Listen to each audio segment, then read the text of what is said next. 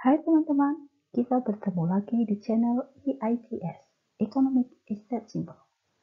Topik kali ini adalah mengenai dari MDGs ke SDGs. Oke, kita mulai dari Agenda Millennium Development Goals atau MDGs. Pada tahun 2000, para pemimpin dunia bersepakat mengenai tujuan pembangunan global yang disebut dengan Millennium Development Goals atau disingkat MDGs.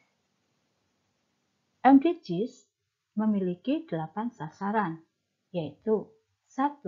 Mengurangi kemiskinan dan kelaparan, 2. Mencapai pendidikan yang universal, 3. Meningkatkan kesetaraan gender dan memberdayakan perempuan, 4. Mengurangi kematian anak, 5. Meningkatkan kesehatan maternal, 6. Membasmi HIV, malaria, dan penyakit lainnya, 7. Menjamin keberlanjutan lingkungan, dan 8. Mengembangkan kemitraan global untuk pembangunan. Meskipun beberapa target MDGs berhasil dicapai, banyak tujuan dan target lainnya yang dinilai belum optimal tercapaiannya. MDGs bertujuan mengurangi kemiskinan, tetapi gagal memperhatikan dan mengatasi akar masalah kemiskinan. Tidak secara khusus memperhatikan pentingnya mencapai tujuan perbaikan pembangunan ekonomi, kurang memperhatikan sifat holistik, inklusif, dan keberlanjutan pembangunan. Demikian juga, MDGs dinilai kurang memperhatikan kesetaraan gender dan hak asasi. Secara teoritis, MDGs ingin diterapkan di semua negara, tetapi kenyataannya MDGs hanya diterapkan pada negara berkembang atau miskin dengan bantuan pendanaan dari negara kaya.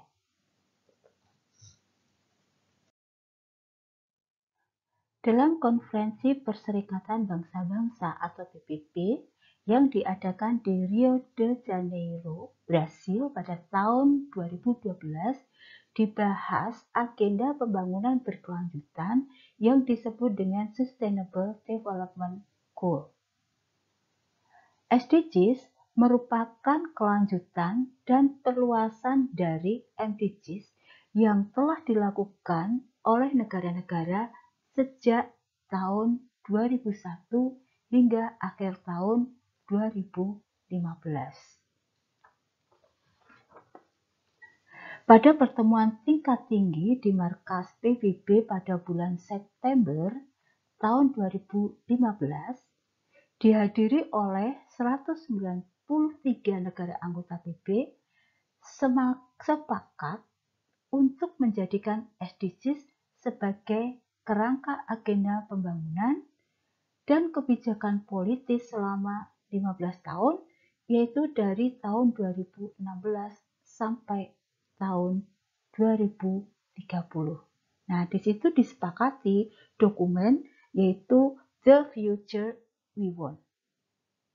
Maka pada tahun 2015 muncullah New UN Agenda yang disebut dengan Sustainable Development Goals.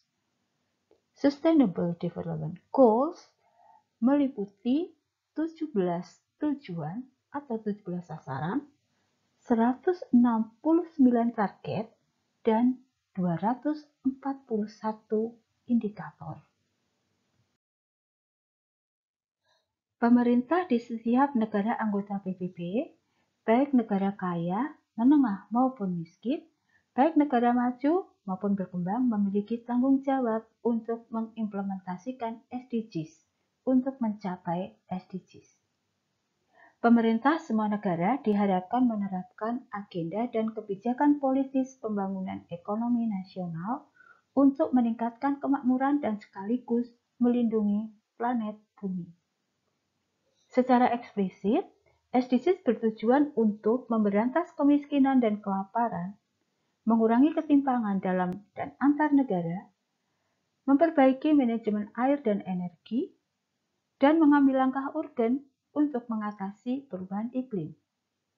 Berbeda dengan MDGs, SDGs menegaskan pentingnya upaya mengakhiri kemiskinan agar dilakukan bersama dengan upaya strategis untuk meningkatkan pertumbuhan ekonomi, menerapkan langkah kebijakan sosial untuk memenuhi aneka kebutuhan sosial seperti pendidikan, kesehatan, perlindungan sosial, kesempatan kerja, dan langkah kebijakan untuk mengatasi perubahan iklim dan proteksi lingkungan.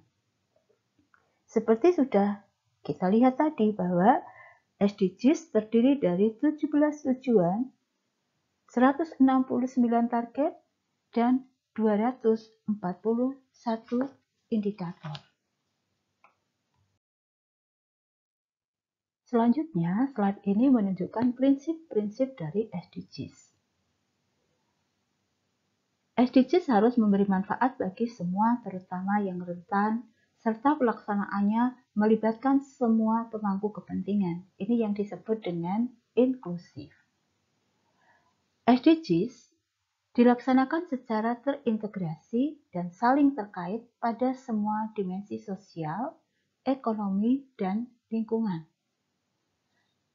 SDGs dilaksanakan oleh dunia terkait dengan tujuan dan sasaran yang transformatif, berpusat pada manusia, komprehensif, dan berjangka panjang.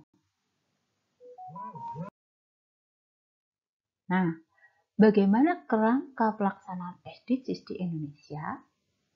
Di dalam kerangka pelaksanaan SDGs di Indonesia dikelompokkan menjadi 3 dimensi, yaitu dimensi pembangunan manusia yang meliputi pendidikan, kesehatan, dan perumahan.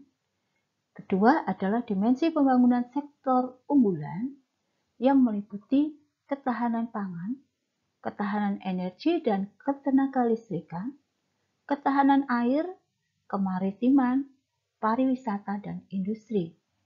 Dan yang ketiga adalah dimensi pemerataan dan kewilayahan yang meliputi pemerataan antar kelompok pendapatan dan pemerataan antar wilayah. Terdapat 4 pilar pelaksanaan SDGs, yaitu pilar pembangunan sosial. Ada 5 sasaran, yaitu sasaran 1 tanpa kemiskinan, 2 tanpa kelaparan, 3 kehidupan sehat dan sejahtera, 4 pendidikan berkualitas, 5 kesetaraan gender. Pilar yang kedua yaitu pilar pembangunan ekonomi yang juga terdiri dari 5 sasaran, yaitu goal yang ke-7, energi bersih dan terjangkau, goal yang ke-8, pekerjaan layak dan pertumbuhan ekonomi, goal ke-9, industri, inovasi, dan infrastruktur, goal ke-10, berkurangnya kesenjangan, goal ke-17, kemitraan untuk mencapai tujuan.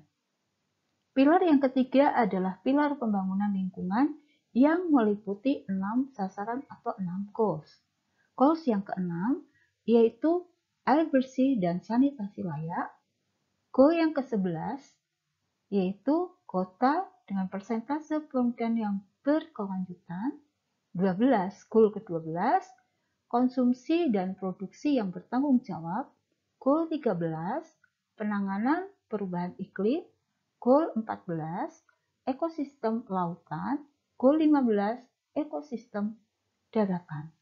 Dan pilar yang keempat yaitu pilar pembangunan hukum dan tata kelola yang hanya terdiri dari 1 goal, yaitu goal yang ke-16 mengenai perdamaian, keadilan, dan kelembagaan yang tangguh. Nah, demikian teman-teman pembahasan kita mengenai from MDGs to SDGs. Terima kasih.